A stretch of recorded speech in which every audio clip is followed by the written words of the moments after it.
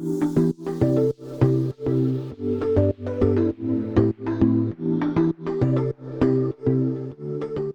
just want to say welcome to everybody, whether it's your evening, your morning, your afternoon. We have people always from Singapore, from the UK, from Australia. So everybody's very, very welcome from wherever you're joining us. Most of you I already know. If I don't already know you, my name is Cindy. I'm the CEO and founder of Braintree, which is an executive coaching and leadership company, and I'm based here in Sydney, Australia. That's a bit of a tongue twister, Cindy from Sydney. I just want to say thank you for taking your time out of your busy schedules today for what's going to be an incredibly insightful and energetic presentation.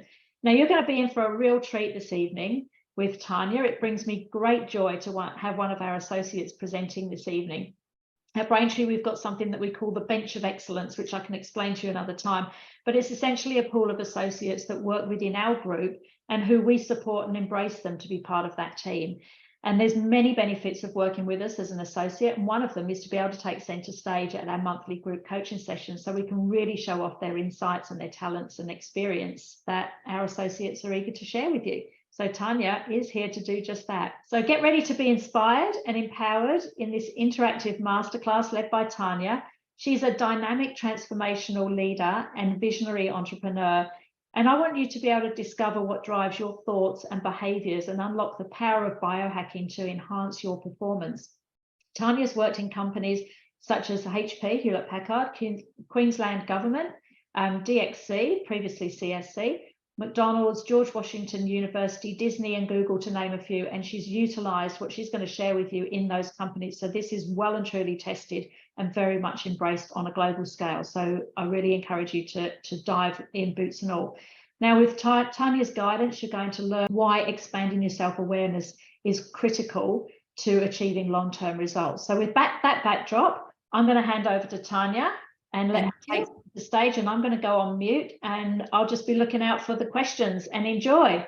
I'm going to share. And all right, so welcome. Thank you so much for joining today's session. Cindy said, no matter where you are.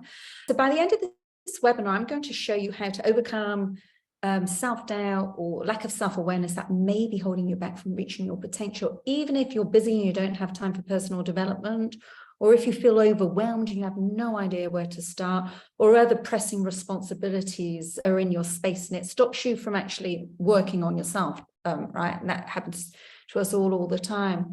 And I'm bold enough to make this claim because we've got 3 decades of experience in the field of self-awareness. And Cindy mentioned some of the companies that we've worked for. We've also worked for smaller organizations and individuals. And we also are constantly accessing the latest research in self-awareness. What we've done is created a powerful system that leverages biohacking techniques, and that allows us to help people improve their performance in their daily life, also in their personal life. And you don't have to actually invest much time to actually start getting change to happen.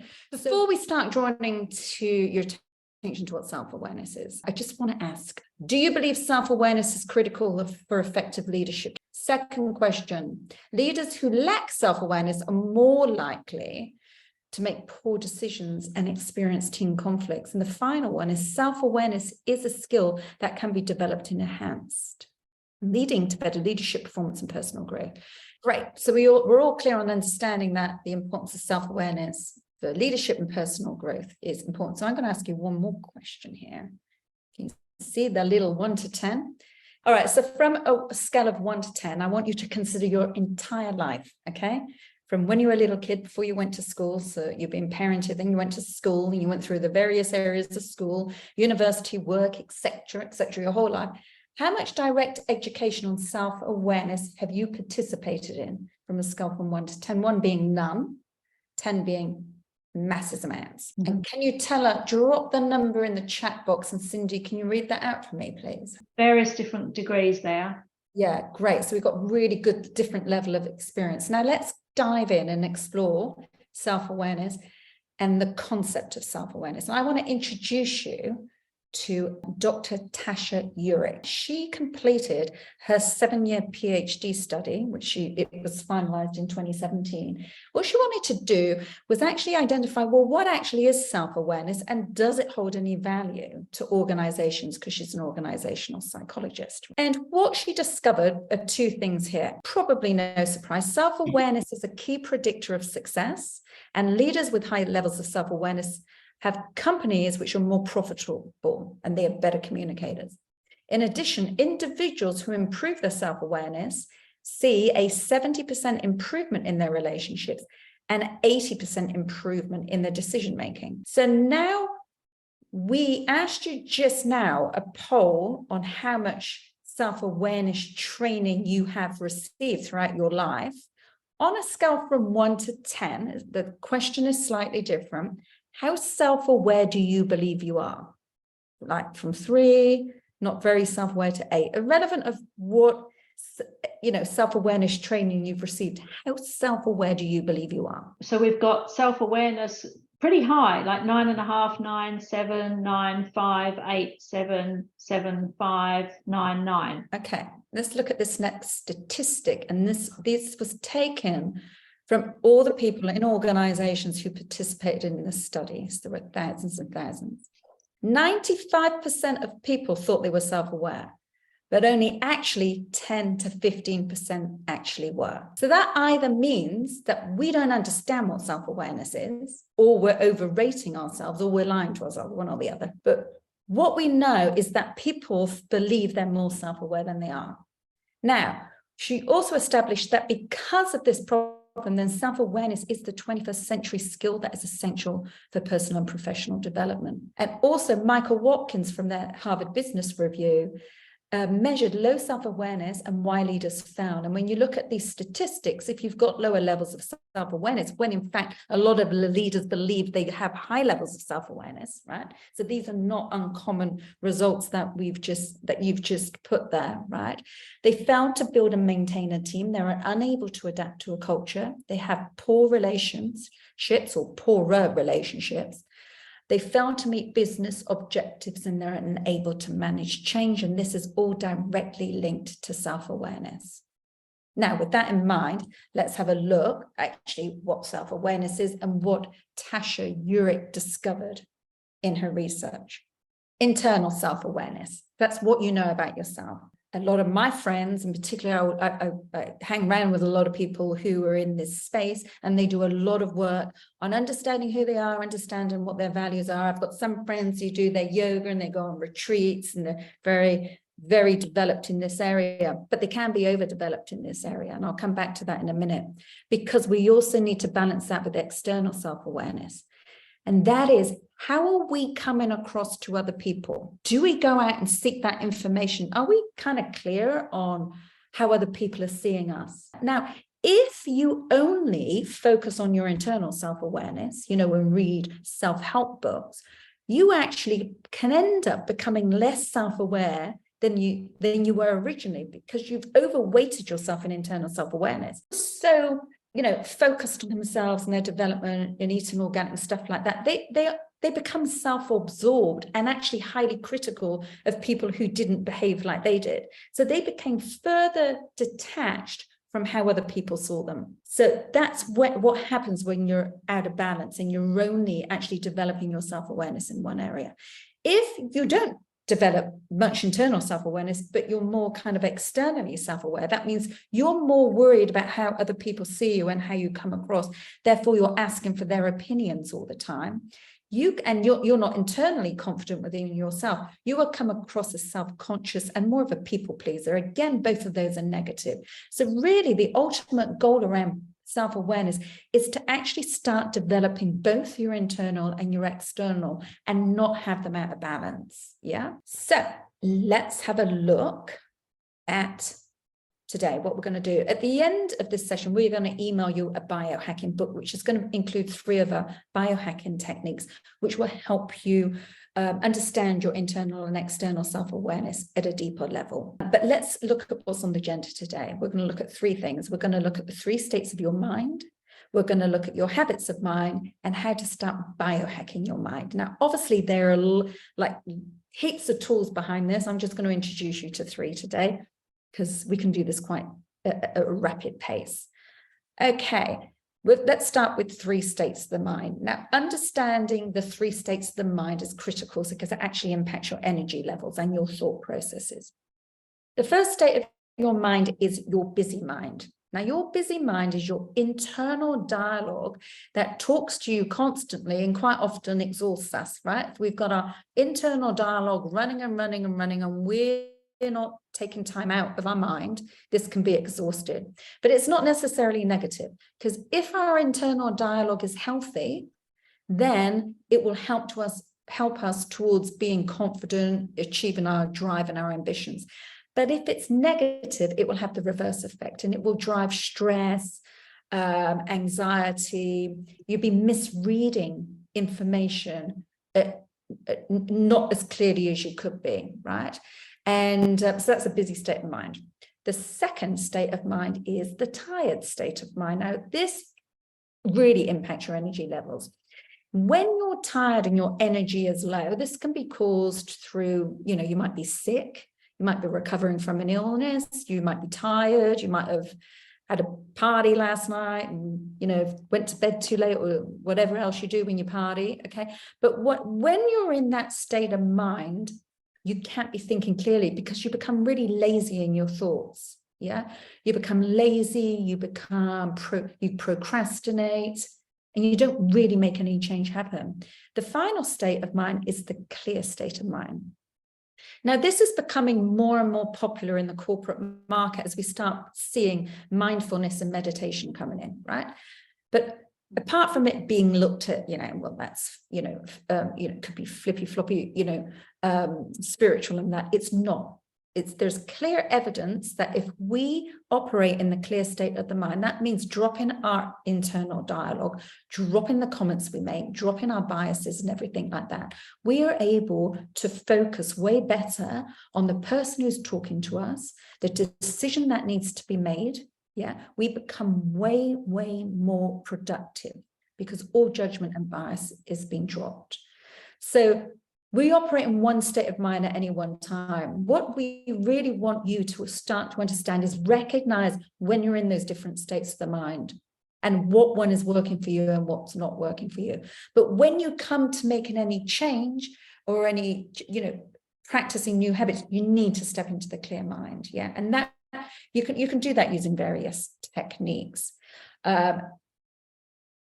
So here's and there's research all over the place on this, right? Leaders who are able to maintain a clear and present mind are better equipped to handle the demands of their role. They are more effective decision makers, and they communicate more effectively with people in their teams because they're not judging anymore. They can't be judging because they're actually not thinking, they're just purely listening and they're attending to the person at the time. Yeah. So this using the clear state of mind is a mind hacking technique that's important to use, especially when you want to learn something quickly, right? When people try to learn new habits or skills, unfortunately, they tend to stay in the busy or tired mind. They've got that running internal dialogue going on about why it's working, why it's not working, why I should give up, and quit, etc. So when you operate in the busy and tired mind, it's basically an uphill battle in the process of learning. So this is the first technique that we're recommending to biohack your mind for rapid learning. And I'll take you through a brief little exercise during the webinar, but for now, we're going to move on to the second hack, which is your habits of mind. Is there any questions coming through before we move to the second one? Or are you all right for me to just... Tanya, I've just dropped a question in the chat box to say which state of mind does everyone think that they're in. Danielle says she's tired at the moment. Yeah. End of the day, clear, Dima says. And James is in a clear mind. That's so good. And Lee's the same, Robert's the same, Mel is a hybrid of clear and busy. Yeah. It's because the clearer you are, the more you're going to be concentrating on what I'm saying, right?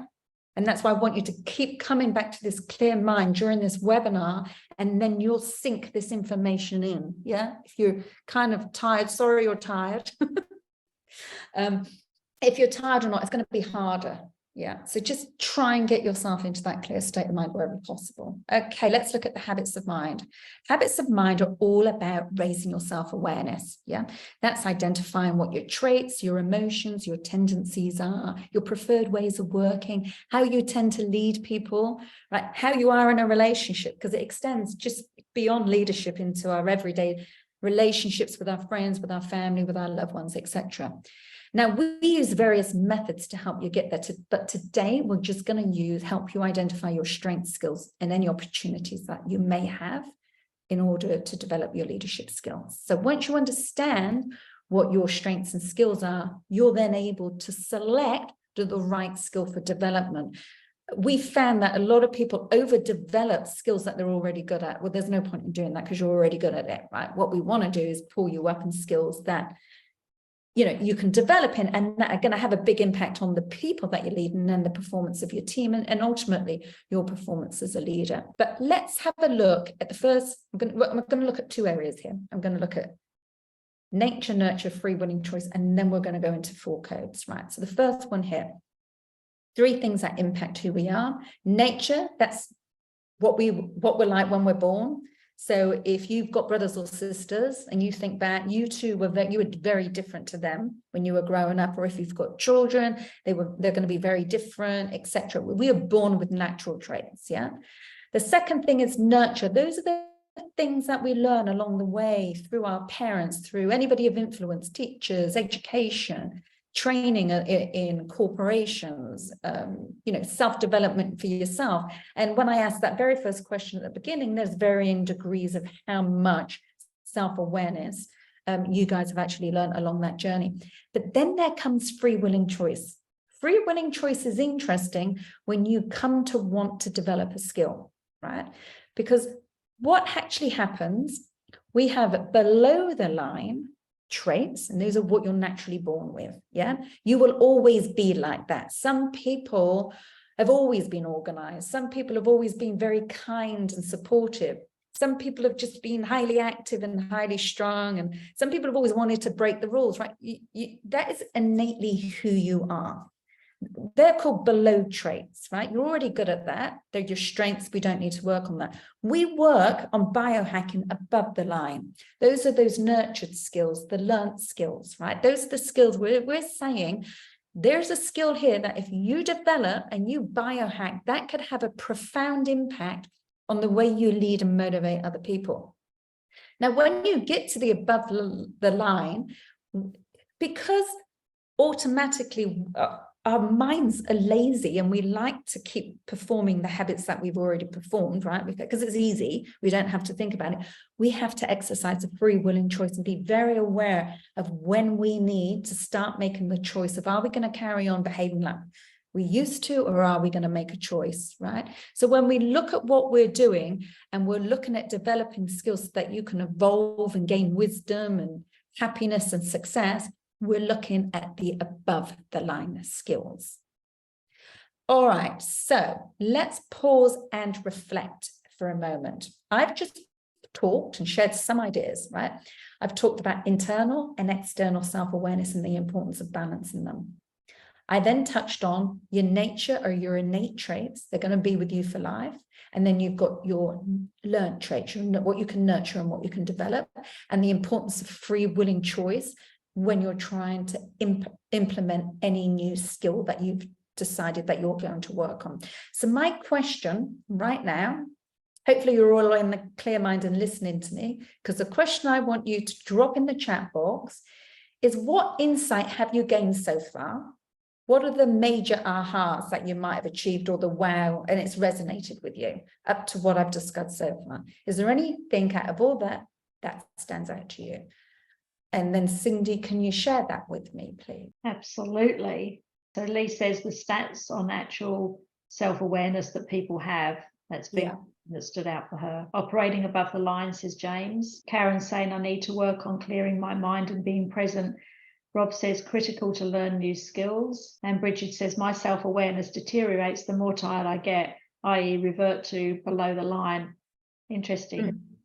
That's to show how much of a balance you've got to have right in your life. And Mel's saying link between clear mind and operating above the line. So you've all got something out of this so far. Just make a note of that, because what you've taken out of that, you need to take out of this, right? It's important for you because that's what's shouted out at you at the moment. So I did say I was going to give you a practice of the clear state of mind. So I'm hoping that you guys are going to just go with me here for a moment, okay? And I want to just take a moment, bring you into the clear state of mind with a 30-second clear mind technique. You have to trust me on this, okay? Because you need to listen to me, right?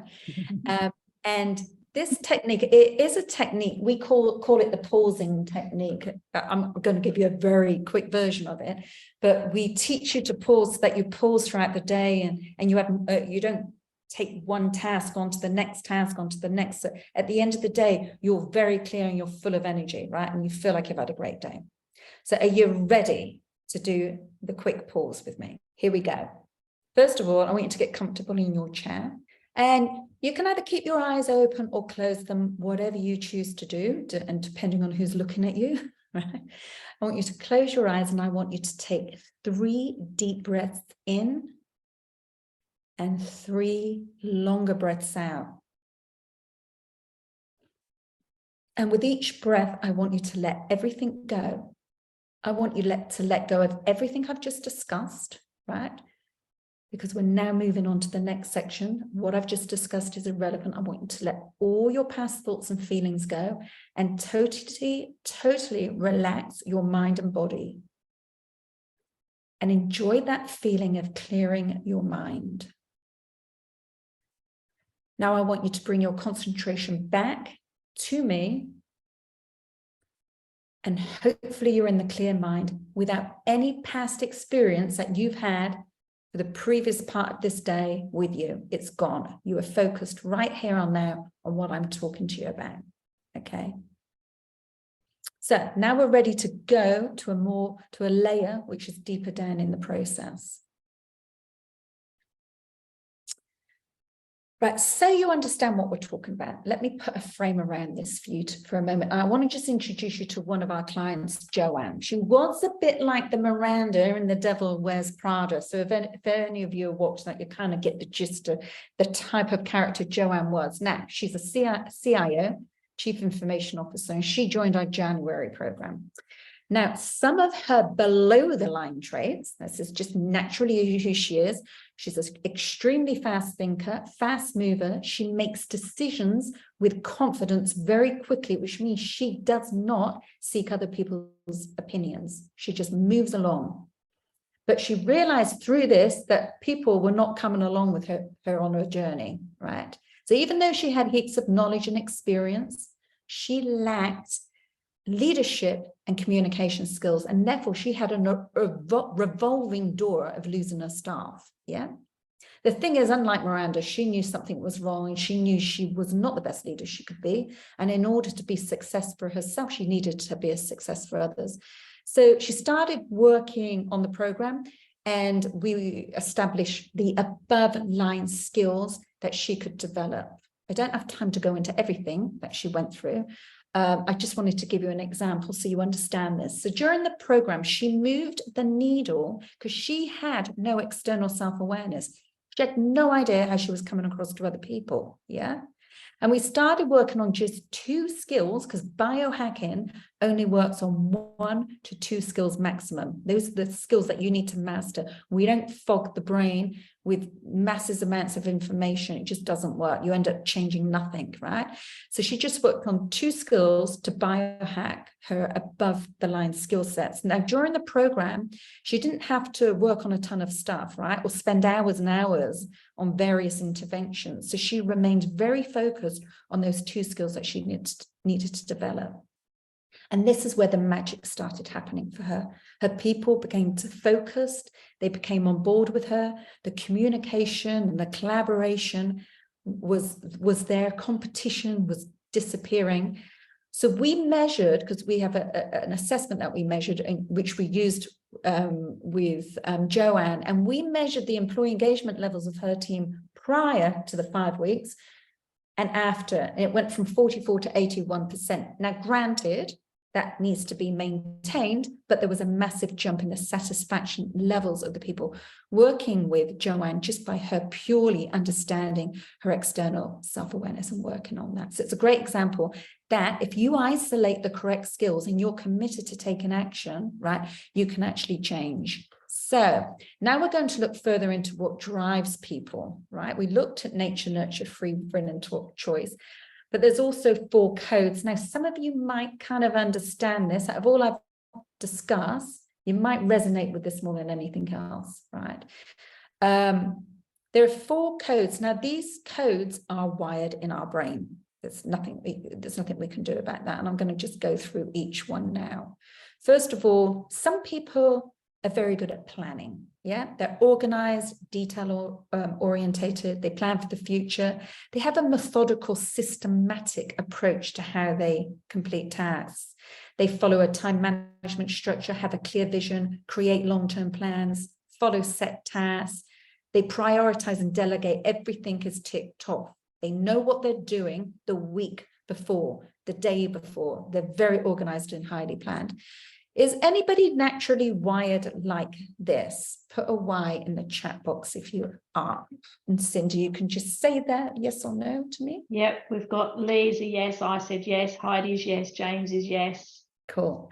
Dana, Mel. Oh, we got quite a lot. Okay. Yeah. All right, let's have a look at the next one. We then have the thinkers. They're very analytical and logical. They love to solve problems, but a high level problem. They have a natural ability to look down and say, there's your problem. It's lying right there. Yeah. So they have an innate knack of digging deep. They're very detail orientated, precise, they're observant, they're very curious, asking why. Well, why are you doing it like that? They don't just do something because they've been told to do it. They want to know why. Is it the right way? Is it the most effective, sensible, intellectual way of doing it? Yeah. They think critically when evaluating ideas. They love to work independently. They don't need people around them in teamwork. In fact, they prefer to work independently. They take ownership of their projects. They're creative, innovative problem solvers. And they can easily identify risks and opportunities. They're very analytical. Yeah, they think outside the box. Does anybody relate to this one more than the planner? Yep, we've got Dima says she's a thinker. Yeah. Tomoko, me too. Elbury is yes for sure. Bridge is yes. Okay. Now we are a mixture of all, right? But we tend to gravitate more towards others. Let's have a look at the 4th one. This is the connector. They like to build relationships, network to get everybody collaborating together. They maintain strong relationships with all stakeholders because that harmony and support is very, very important. Yeah, so they very much do develop an inclusive team environment that is based on collaboration, not competition. Yeah, they like to inspire people to work towards a shared vision. And they promote diversity by leveraging people's strengths and allowing everybody to be involved in the decision-making process. It's very important to have no conflict, no misunderstanding, but kindness and support and harmony in the workplace. These people are people-driven. They put people before the process. The planner will put the process before the people. Yeah. Anybody relate to this one more? James, Robert, Heidi. Dima says a combination of thinker and this. Marty, yeah. Yes. Lee, yes, nurtured it. And Mel said, hello. Hello. Hello. That means hello, that's me. I like the last one. She nurtured it. Well done. Because it just goes to show it's not naturally you, right? But you learned it because you've seen the importance of it. I like that one as well. All right, the final one. These are the action-oriented people. Elbury also said that she's a combination of the connector and the thinker. Okay, cool. All right, so the final one. This was Joanne. She was action-orientated and results-driven. She took a risk and worked well under pressure. She was so quick thinking. She forgot to take anybody along on the journey with her. She would just make all the decisions. Right, very resilient. You could shove anything at them. They don't care what the end result is because they're jumping and do it anyway, right? They learn quickly, they adapt to change. They execute plans and goals. So if you want something done quickly and at last minute without any prior warning, you hand it over into this direction. They inspire people to work really hard and deliver results. Yeah. And they lead by rolling up their sleeves and getting hands-on. Right. They love to delegate as well. Anybody more driven by this one? Karen says, this is me. James, yes to this one too. Danielle, yes. So what we tend to do, you're going to identify with aspects of all of them, right? Because we're not just one. But what we tend to do naturally, because of the way our brain is wired, is we tend to overuse a couple and underuse the others. So have you all established one that you don't identify with versus you do? Can you all see one that you go, oh yeah, no, don't really like it in that space? You don't have to tell us what it is for now. Yes, no's, no, not really. Some yeses. So it's a combination. All right. Okay. Because we are going through it quickly. So it's probably people saying they've got aspects of each. And obviously, when we look at these, often what happens is one will stand out more than all of the others. But then there'll be, you'll have sort of the ends of the spectrum. You'll be higher in one and lower in the other, and then a kind of a mix of the two in between. And as you go deeper into the program, you actually start to really pull out the details around that. So, well, yeah, exactly, Cindy. And also you go out externally and get feedback, so you get to understand how you externally coming across to other people. And you might think that you're good in particular skills, but when somebody else is really good at that, they don't think you're good at that skill, right? You just think that you're good at that skill. Yeah. So that external feedback is really important. But okay. But for now, for those of you who can, I want you to identify just one skill that you can develop right now. If there's a code that you don't like, it's easy for you to just look at that code and pick out a skill from there. If you don't, scan them all and just get a feel for one skill that you would like to develop, and don't relate it to the code if you can't do that, right? Because we're looking for a skill, and I want you to make a note of that skill. Yeah, one skill. Here are the skills. So I'll leave you with that to read it for a minute.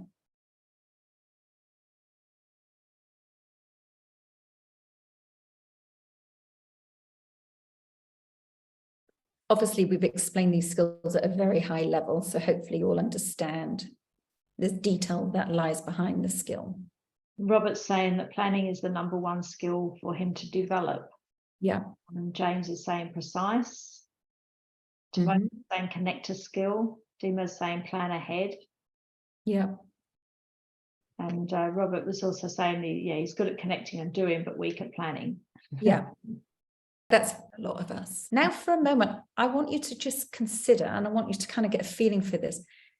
I want you to visualize that if you use this skill and you used it in wherever it was causing problems, whether it was you leading a team, you being part of a team member, you coaching someone, because I think we've got coaches here, right?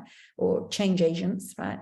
Even at home, you could use it at home, maybe you're completely not very loving at home, you could be more loving with your partner or whatever, right? Visualize that skill, and if you were to develop it, what would it look like? What would it feel like? How would it change things for you? What would the outcome be? Just get a feel for that. Now, after this webinar, we encourage you to dig deeper into that. So Dima's saying that she would feel that she'd be more in control. Yeah. Mel said move to decisions more quickly. Robert said better control of my life and career. James says increased efficiency.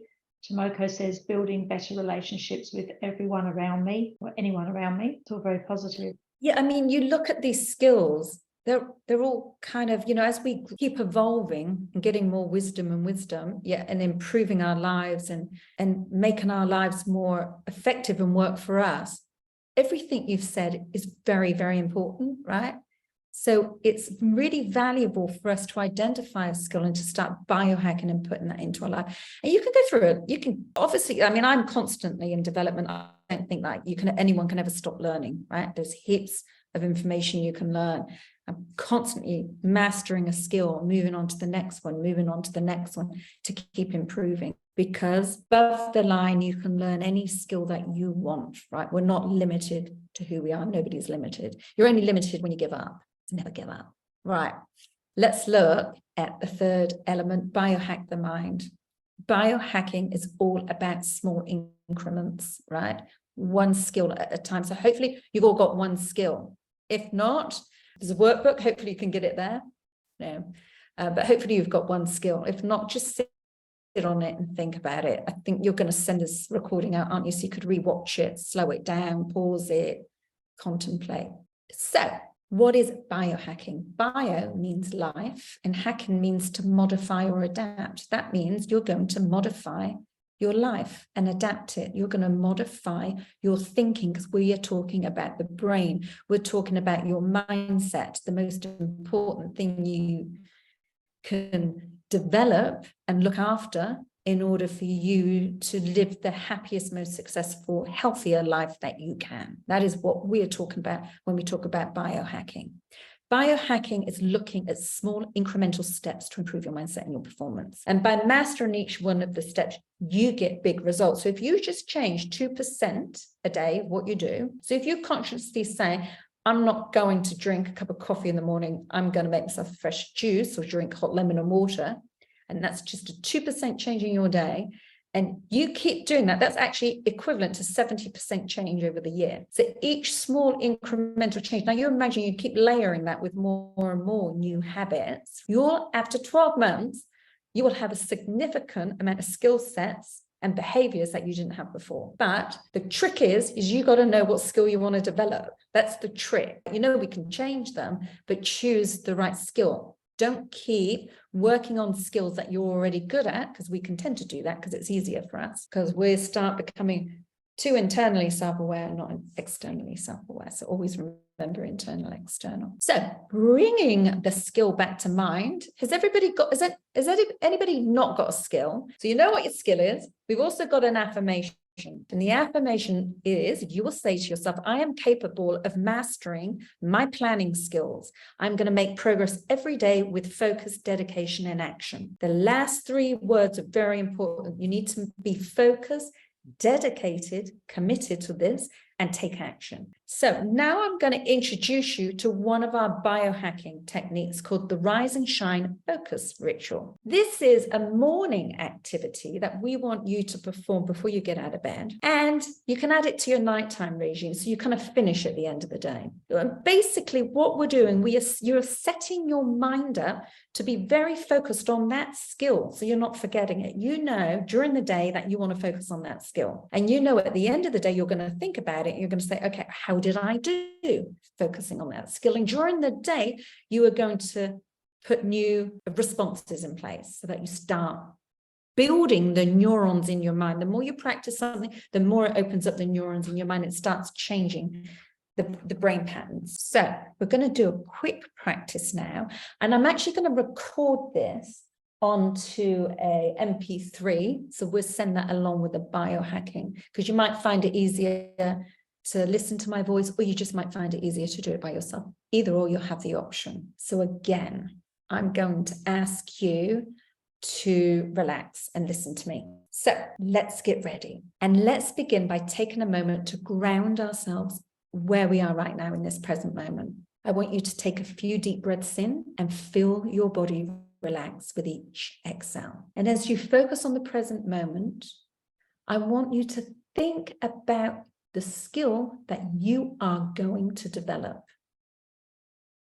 I want you to visualize yourself performing this skill with ease throughout the day, seeing yourself using it at the right moments in time and in a variety of situations. I want you to picture yourself easily accessing all of the qualities that come with that skill. Now imagine the positive outcomes that will come from using this skill successfully and easily. Just becomes natural to you, because the more and more you're practicing it, the easier it is becoming. And now it's beginning to impact your work, your leadership, your team's performance, how you communicate with people, how you live your daily life, the relationships that you have. You see yourself achieving this success and reaching your goals. And once you get a real feeling for that, I want you to repeat this affirmation 3 times in your head. I am capable of mastering, state the skill. I make progress every day with focus, dedication, and action. And you repeat that 3 times in your head. And as you open your eyes, I'm going to go back a slide. I want you to type that affirmation in the chat box, please, because by typing it, you're committing to it. So there is the words. I want you to type in the chat box. I'm capable of mastering. Put your skill in. I make progress every day with focus, dedication, and action. Tomoko's put in her affirmation, Dana, as well. Heidi. Robert says, I commit to this, Bridget. It's my Achilles heel. Yeah. You spotted it, Tanya. You spotted it. Yeah. Get rid of it, Robert. Get rid of it. Absolutely. Yeah. Then it'll be perfect. Like Cindy in the top 10. Yeah. Time to go. It's time to say goodbye. So we've gone through the 3 states. It's all about identifying the right skills. So now I'm nearly done. We are going to send to you a Biohacking Your Mind with personality coding, and I'm going to record that for the recording for you. So that will be sent along as well. But I'm going to share with you some next steps. But for those who resonate with what I'm saying, and for those who want to take the next steps, we're going to share with you what that looks like. But the biggest thing that I ask of you right now is that what you have learned today, you take action on, and you become the action taker. Now, let me introduce you to the space, because we've created a space where you can make transformation happen. And if the goal that you have aligns with the goal of the space, then we'd love you to come and join us. However, to get into the space, it takes commitment, because we require a few things. It requires a little bit of money, it requires a little bit of time. It really requires your energy and your commitment. So commitment to take your skills to the next level. Let me just introduce you to the 5 steps, because we got another one starting, I think it's 26th of April. These are the 5 steps we take you through. And this is what Joanne went through in the January one, right? We also give you exclusive access to Calming the Mind recordings, right? And there's a multitude of those. So we give you recordings to, step into the planner, step into the connector, and you just listen and pick whatever one you want. We also give you a set of internal and external cards, because we use imagery and stuff like that to work out who you are. I only gave you a very small snippet, and you get a workbook. So you can use that with yourself, with your friends, with your colleagues, etc. as well. Included at the end of each week, we give a 20-minute check-in call as well.